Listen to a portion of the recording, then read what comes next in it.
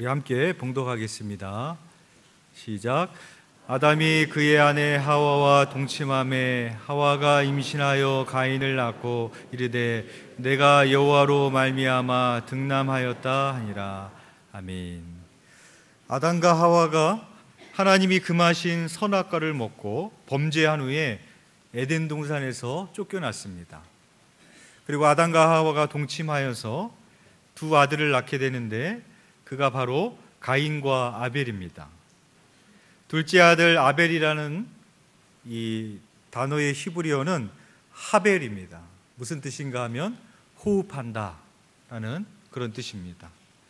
우리가 호흡할 때 계속 내쉬기만 할 수 없고 계속 들이마실 수만 것만 할 수 없죠. 내쉴 때가 있고 들이마셔야 될 때가 있습니다. 그래서 전도서 말씀에 보면은 범사의 때가 있는데 심을 때가 있고 뽑을 때가 있고 날 때가 있고 죽을 때가 있다. 그렇게 말씀을 합니다. 그리고 우리가 호흡을 하게 되면 내가 숨을 내쉬는 순간 그 숨은 금방 사라져 버립니다. 그 새 것인 줄 알았지만 금방 다 사라져 버리고 마는 것이죠. 그래서 전도서에서 그 모든 것이 다 헛되고 헛되다. 하벨 그렇게 말하고 있습니다. 아담이 범죄를 하고 그 에덴 동산에 쫓겨난 후에 아이를 낳은 후에 이름을 짓는 겁니다. 하벨이다. 그러니까 아담이 무엇을 깨달았느냐?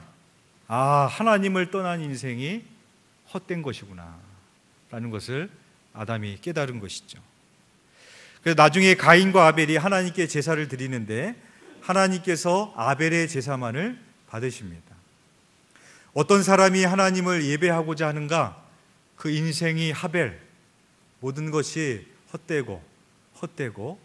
헛되다라는 것을 깨닫는 사람이 영원하신 하나님 앞에 예배하는 것입니다. 어떠한 사람이 하나님을 예배하고자 하는가?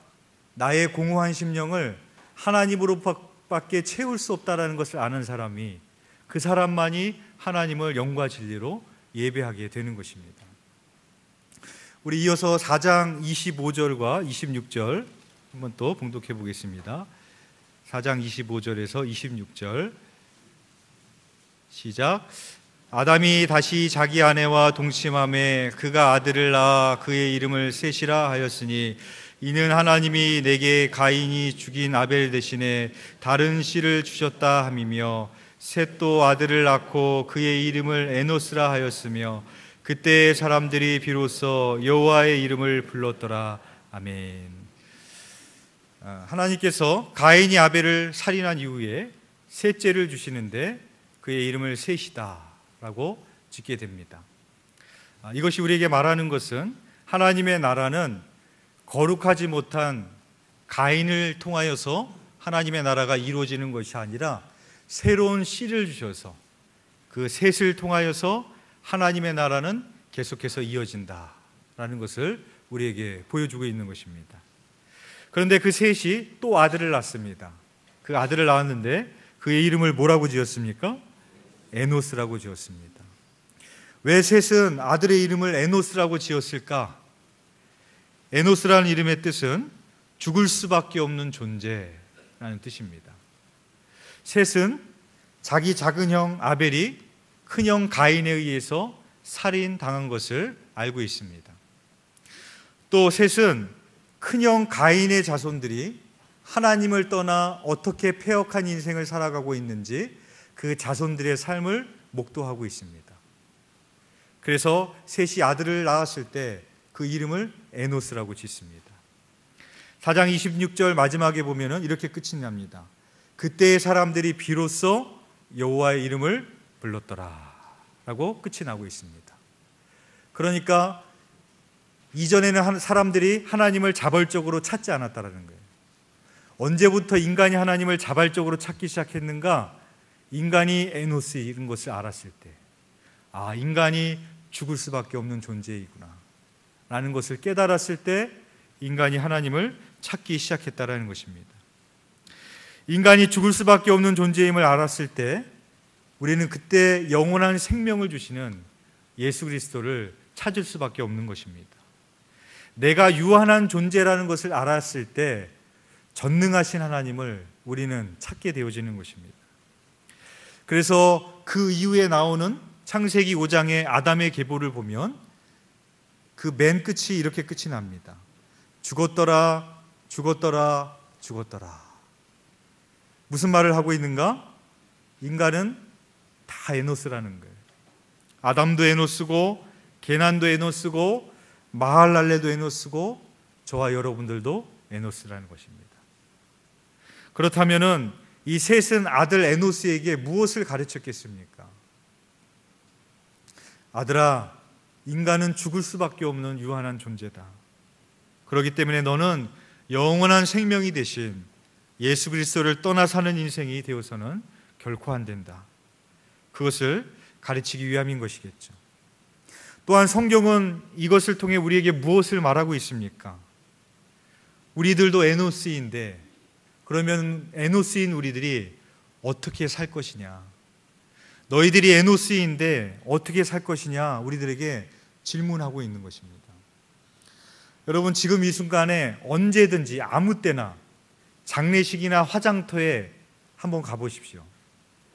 장례식이랑 화장터에 유가족들이나 죽은 사람이 없는 순간이 있을까요? 저도 가보진 않아서 정확하게는 알지 못하지만 아마도 그 자리에 죽은 사람이 없고 곡하는 사람이 없고 화장을 하는 데가 없고 그런 데가 없을 거예요. 어느 순간에 가도 사람은 죽어 있고 장례를 치르고 있고 화장을 치르고 있습니다. 지금 이렇게 말하고 있는 이 순간에도 세계적으로 보면 몇 초에 몇 명씩 죽고 있습니다. 그렇다면은 나도 에노스인데, 나도 그렇게 될 것인데, 그렇다면은 나의 미래에 대해서, 내가 에노스라는 것에 대해서 진지하게 한 번쯤은 생각해 봐야 되지 않겠습니까? 살아있는 동안에 죽음이라는 것보다도 더 큰 문제가 어디 있겠어요?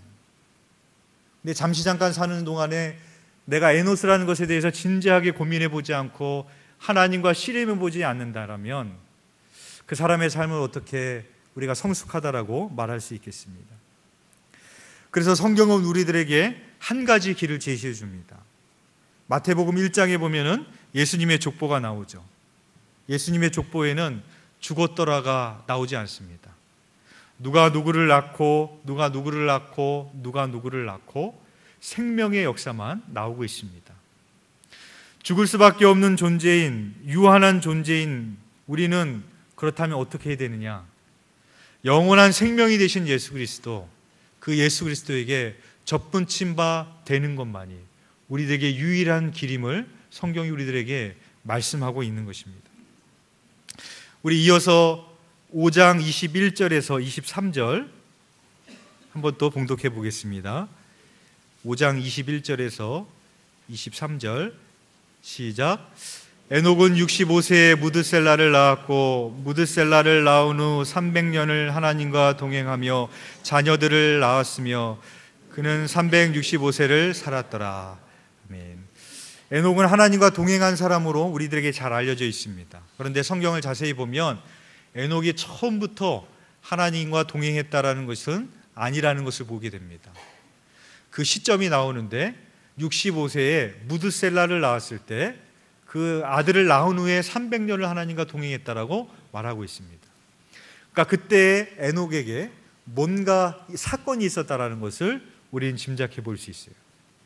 그 사건을 어떻게 알 수 있는가 하면은 아들을 낳았는데 이름을 무드셀라라고 짓습니다.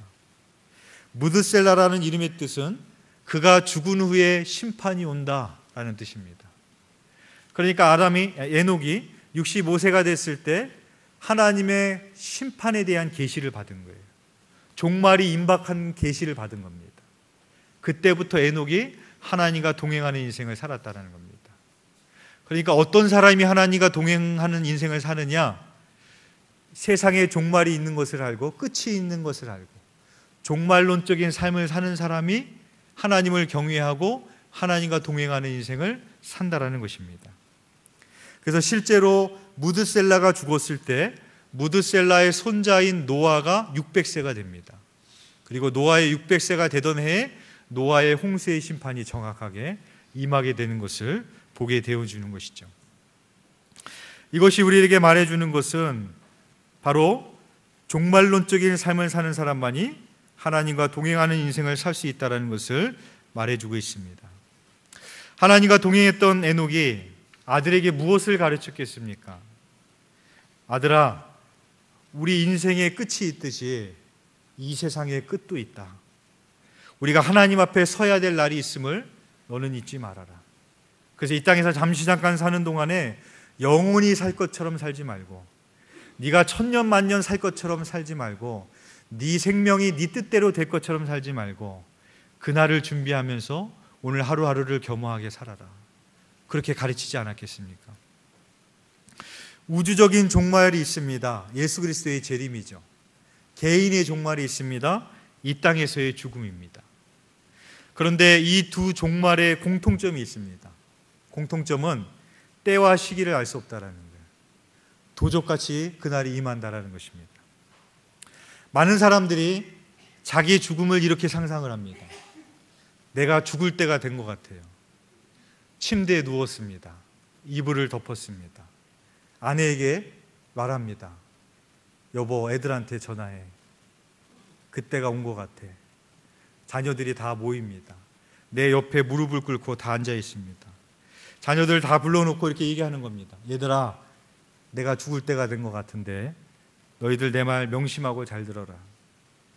아무개야, 너는 이거 조심해라. 너 이거 조심하지 않으면 앞으로도 계속해서 힘들 거야. 아무개야, 너는 이거 잘하는 것 같은데 이거 더 열심히 더 이런 식으로 잘해봐라. 그리고 아버지에게 유산이 있는데 이 유산은 얼마는 엄마한테 가고 얼마는 누구한테 가고 이렇게 나눠 가져라. 다 유언 낭독하고, 그리고 얘들아, 너희들 아빠가 사랑하는 거 알지? 너희들 싸우지 말고 잘 지내라. 아빠가 사랑한다. 그럼 빠이 깨끗하다. 여러분 죽음 이렇게 상상하고 계시죠? 여러분 죽을 때 이렇게 죽으실 것 같으시죠? 그렇게 죽는 사람이 몇 명 있을 것 같습니까? 대부분이 자녀하고 작별 인사를 못하고 죽습니다. 어떤 분은 주무시는 줄 알았는데 가보니까 돌아가셨어요. 어떤 분은 길을 가다가 세상을 떠납니다. 아브라함의 아버지 데라의 막내 아들인 하란이 아버지보다 먼저 죽습니다. 우리의 때와 시기는 아무도 알지 못한다라는 거예요. 내 마음대로 죽지 않고 죽음은 준비되지 않습니다. 따라서 어떻게 살아야 되는가 하면 나의 호흡의 주인 되시고 생명의 주인 되신 하나님 앞에 오늘 하루가 마지막 날일 수도 있는 것처럼 종말론적인 삶을 살아야 된다는 것이죠. 오늘 본문에 보면은 하나님께서 100세에 얻은 독자 이삭을 번제로 드리라고 테스트를 하십니다. 하나님께서 테스트를 하시는 것은 그 인생을 망하게 하기 위함이 아니라 그의 믿음을 정금과 같이 연단하기 위해서 시험을 주시는 것이죠. 그러면 하나님은 아브라함에게 왜 이런 시험을 주시는 걸까요? 왜냐하면 하나님은 아브라함을 믿음의 조상으로 부르셨기 때문에 그렇습니다. 하나님은 아브라함을 믿음의 학자로 부르지 않으셨어요. 하나님은 아브라함을 어떤 믿음의 경영인으로 부르지 않았어요. 하나님은 아브라함을 믿음의 조상으로 부르셨습니다. 그러면 믿음의 조상이 되기 위해서 거쳐야 될 시험이 뭐냐? 뭘로 삶으로 증명해야 되느냐? 내 자녀가 너의 소유가 아닌 것을 증명해라. 내 자녀의 생명이 너에게 있는 것이 아니라 하나님에게 달려있는 것을 너는 증명해야 된다. 하나님이 그 시험을 하시는 겁니다. 여러분, 만약에 하나님께서 아브라함을 믿음의 조상이 아니라 믿음의 기업인으로 부르셨어요. 그럼 어떤 시험을 하시겠습니까? 이런 시험을 하시겠죠. 네가 경영하고 있는 회사가, 네 기업이 네 것이 아니라는 것을 증명해라. 그것을 주신 것이 하나님이고 너는 청지인 것을 너는 너의 삶으로 드러내라. 하나님은 그런 테스트를 주시는 겁니다. 아브라함을 믿음의 조상으로 부르셨기 때문에 이런 시험을 주고 계시는 거예요. 또한 여러분, 내가 믿음의 조상이 되기 위해서는 어떻게 되는가 하면 내 자녀가 믿음의 사람이 되어야 되는 거예요. 내 믿음이 훌륭해요. 아브라함과 같은 믿음입니다. 그런데 내 자녀가 믿음의 사람이 되지 않습니다. 그럼 제가 믿음의 조상이 될 수 있는 거예요? 될 수 없어요. 믿음의 조상이 되기 위해서는 반드시 어떻게 되느냐? 나뿐만 아니라 내 자녀도 믿음의 사람이 되어야 되는 거예요. 그래서 하나님이 지금 시험하고 계시는 것은 아브라함만 테스트하는 것이 아닙니다. 이삭을 동시에 테스트를 하고 계시는 거예요. 그래서 이 본문을 볼 때 하나님이 아브라함만을 테스트한다라는 것으로 보는 것이 아니라 이삭을 동시에 시험하고 있다는 것으로 우리는 봐야 되는 것입니다. 아브라함이 이삭을 번제로 바치기 위해서 데리고 갑니다.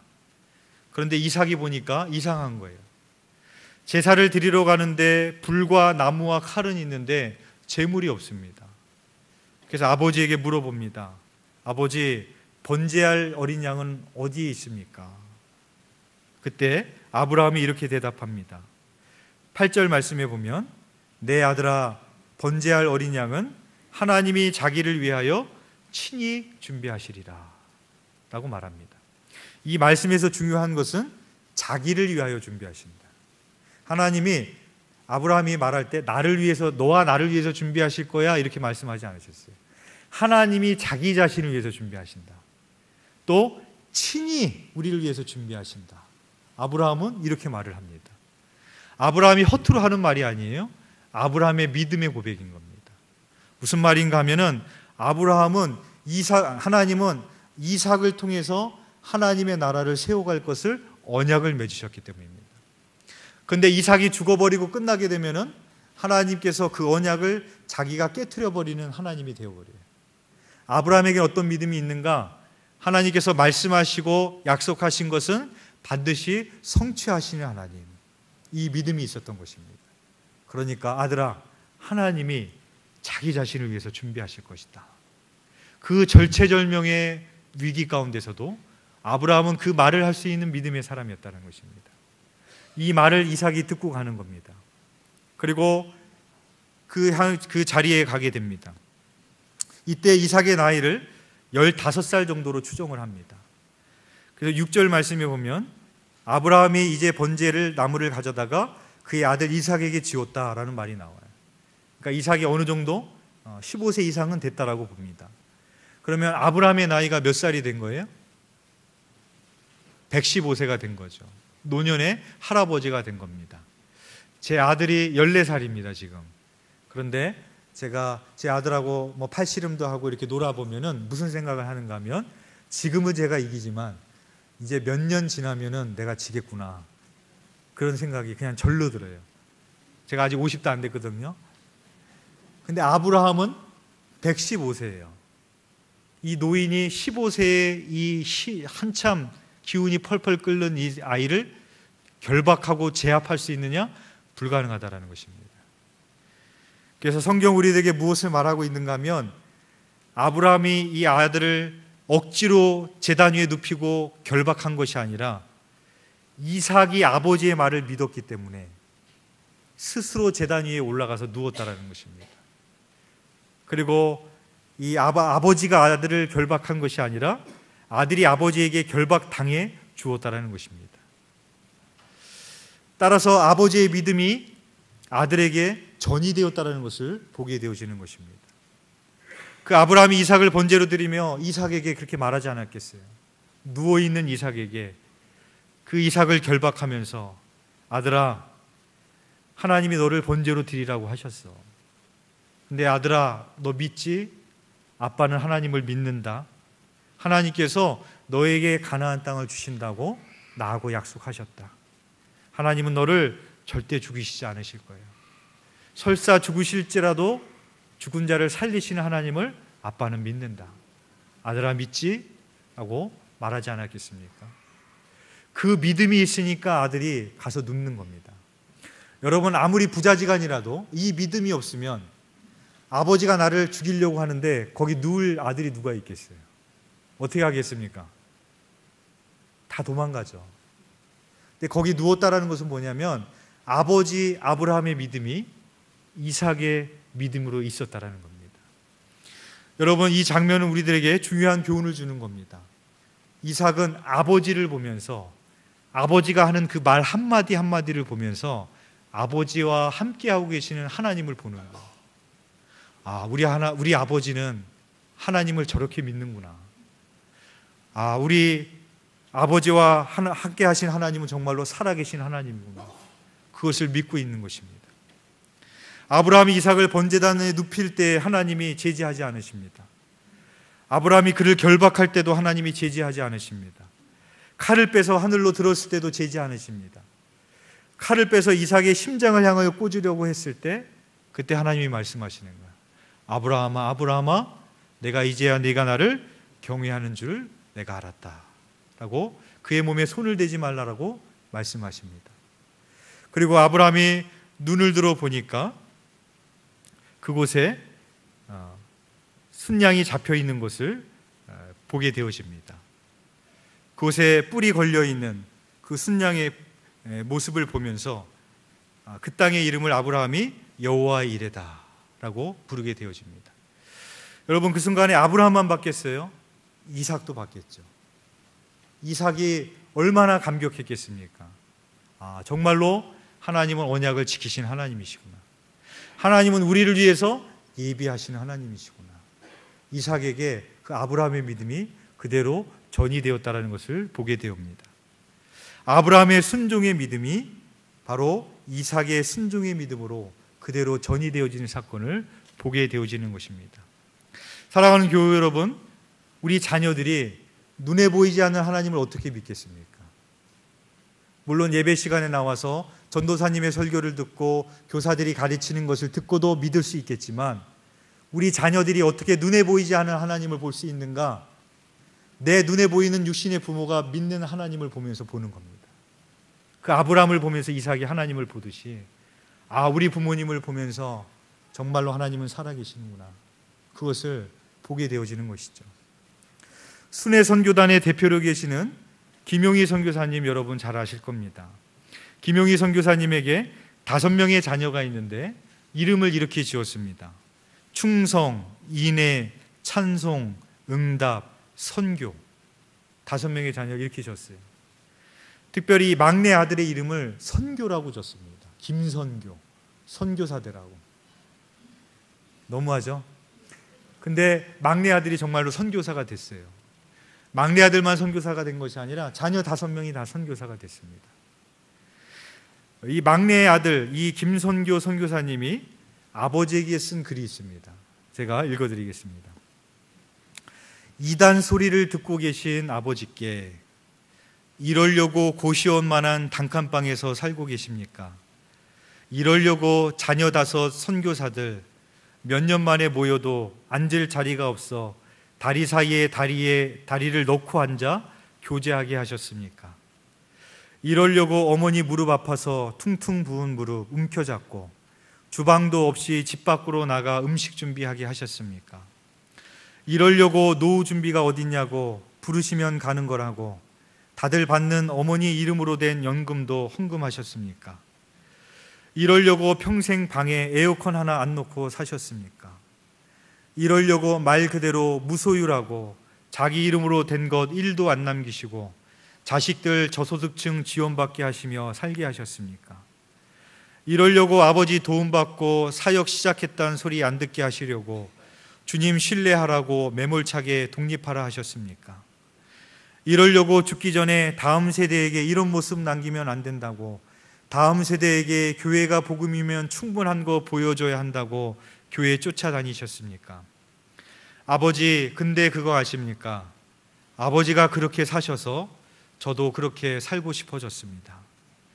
어차피 사람한테 인정받자고 이리 사는 거 아니니 주님 앞에서 떳떳하게 살아보겠습니다. 죄에 대하여 부러지지 않도록 완고하고 진리에 대하여 말씀하시면 어디든 방향 전환할 수 있을 만큼 유언하라던 말씀대로 그리 살아보겠습니다. 아버지, 제가 인생 2번, 3번 살아도 또 이 길 가고 싶도록 그렇게 행복하게 살아주셔서 감사합니다. 다른 선택지가 있어도 이 길 외에 다른 길 쳐다도 안 보고 싶을 만큼 영광스러운 길인 거 알려주셔서 감사합니다. 말씀하신 대로 우리 집 가운데로 땅 끝에서 죽어서 하늘 복판에서 만나시지요 라는 아들의 편지입니다. 아들의 이름을 선교라고 적기 때문에 선교사가 됐겠습니까? 선교사가 되기까지 김용희 선교사님의 아버지의 삶을 본 것이죠. 그 아버지와 함께하고 계시는 하나님을 봤기 때문에 그 힘들고 어려운 길이지만 그 길을 걸어갈 수가 있었던 것이었습니다. 오늘은 어버이 주일로 지킵니다. 우리 자녀들에게 무엇을 남겨주시겠습니까? 여러분들은 우리 자녀들에게 지금 무엇을 가르치고 계십니까? 사랑하는 자녀들에게 살아계신 하나님의 말씀을 가르치고 훌륭한 신앙의 유산을 남기는 아브라함과 같은 믿음의 사람 다 되시기를 주님의 이름으로 축원드리겠습니다.